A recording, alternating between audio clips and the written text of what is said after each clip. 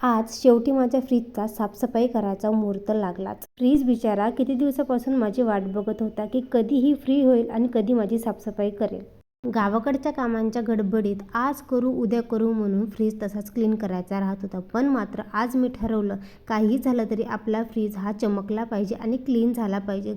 फ्रीजमधले सगळे जे साहित्य आहे ते बाहेर काढले, क्लीन केले आणि आपण बघा किती सारं सामान फ्रीजमध्ये ठेवत असतो, त्यांना कधी कधी वास पण लागत असते.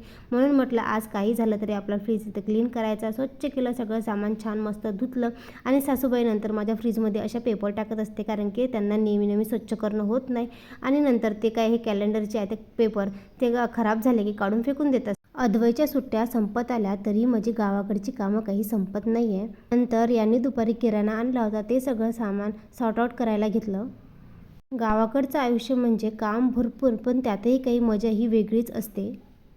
अद्वैने इथे वेळात वेळ काढून ड्रॉइंग काढायला घेतली होती, कारण त्याची ड्रॉइंगची आवड दिवसेंदिवस खूप वाढत चाललेली आहे. गावाकडे आहे पण तो रोज एकतरी ड्रॉइंग तो काढतच असतो. नंतर यांनी येताना समोसे आणले होते. अद्वैने मस्त इथे समोसे एन्जॉय केले आणि आम्ही सगळ्यांनी मस्त असा चहा एन्जॉय केला. चला तर मग